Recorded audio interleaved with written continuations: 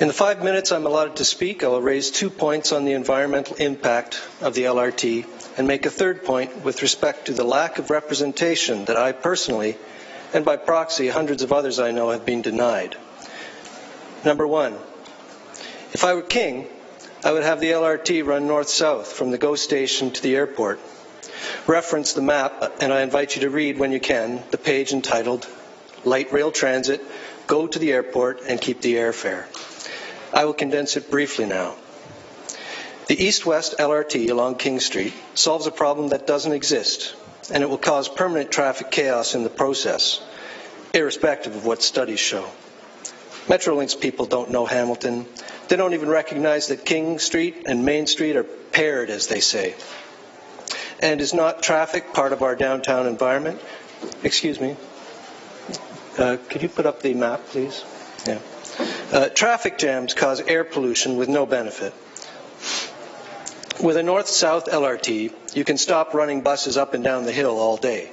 Eliminating that kind of bus exhaust is the single biggest environmental benefit LRT could provide this city. It would also relieve congestion in the core by not having all those buses converge on the downtown. Let me read the last paragraph of Light Rail Transit, Go to the Airport and Keep the Airfare. The logical solution, the logical place to spend your LRT dollars is on a north-south line from the GO station to the airport. Keep the mountain buses on the hill to feed the LRT. Save fuel and the environment at the same time. That's an LRT plan that actually has logical endpoints, crosses every east-west artery, and will allow access for the whole city, upper and lower, to use the LRT. That's a system that will work, and people will use it. Could you? Pardon me. Points 2 and 3. My second point on the environment deals with a short section of the current east-west plan, the 4 short blocks in the International Village where King Street is so narrow that Metrolinx can't squeeze in both east and westbound lanes of automobile traffic. This and the third point with respect to representation on LRT will be addressed together in the letter to Mr. J. Paul Dubé. Mr. J. Paul Dubé, due to time constraints imposed on me by my representatives, I am reading this letter in front of Hamilton City Council in order to have my issue regarding the Light Rail Transit Environmental Assessment Report heard at the same time as my concern over the complete lack of representation by my city councillor about this issue. Although I began in mid-January to voice my opposition to the plan to raise the trees in my neighbourhood for LRT, only now, on the day Council votes to present to the province, have I 5 short minutes as a last-ditch attempt to be heard in Hamilton's LRT Environmental Assessment Report. Please refer to the petition dated January 17, which was hand-delivered to City Hall on February 3rd, the due date for feedback from the second Metrolinx PIC. These were temporary displays depicting pretty pictures of magic trains, but hardly informative. In fact, I had to specifically ask of the fate of the trees in my neighbourhood before any mention was made that they would have to be cut down. In my petition, I argue that the single lane of traffic proposed is unnecessary, that instead we have a pedestrian zone for 4 blocks. Eliminating the lane of traffic might make enough space to save most, if not all, of the trees. A follow-up letter asking for a response to specific questions was mailed in the week of February 26th, with additional names on the petition. An additional letter dated March 20th, repeating some very simple questions, was delivered, and again I have to assume ignored. Please forgive me for multitasking with this letter, but I'm afraid this is the only way my councillor will listen, and I thought you might be interested.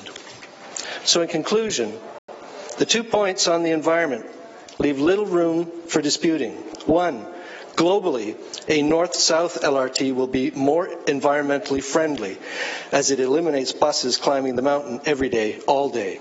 And 2, locally, the east-west LRT destroys my environment as the plan is now. So in any way you measure the environmental assessment, the present LRT proposal leaves very much to be desired. Please do not approve the plan as it stands. This picture is a sort of a before and after that I believe Councillor Skelly was asking about. Metrolinx couldn't do that. Well, that's my best attempt. That's actually a picture of the Kitchener system with my artistry reducing the one lane to a sidewalk in buildings. Thank you. Thank you. And Councillor Whitehead, you have a question? Sorry, Councillor Jackson, did you have a question? No? Okay.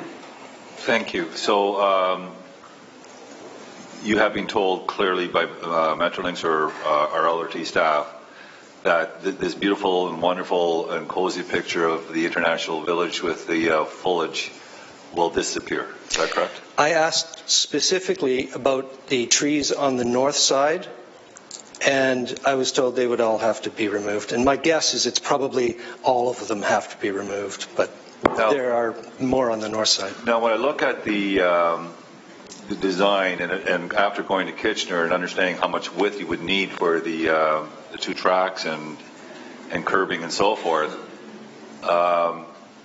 the question becomes, I don't know if we got clarification, so are we at a point now that if you open up a door, you're pretty well taking out the whole sidewalk, if your vehicle on the other side? The lane width is, do we understand the lane width and the impacts in regards to mobility of people along the sidewalk and how that might interact with vehicles driving up and down that single narrow lane? Well, the short answer is no, I don't know. And a more lengthy answer might be, please let me elaborate about the Metrolinx PICs. I was at the last meeting and I heard about how there was such feedback from the city and what a wonderful, engagement there was. Well, that's baloney, because I went to these PICs and it was a game of 20 questions. You had to know what to ask the question. As I point out, once I realized what this strategy is, it's just a bunch of pictures they put up and you go around and you meet and greet and, oh, isn't that wonderful? By the second meeting, I was smart enough to ask specific questions. My concern was about the trees when I realized, they've got two rail lines coming through here and one lane of traffic. Well, they must be, a space constricted, and then that led to my question, well, what about the trees? But there was no presentation about what will happen.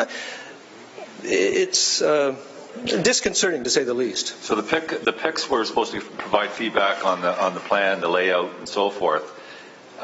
When you go into Kitchener, for example, take a look at their plan.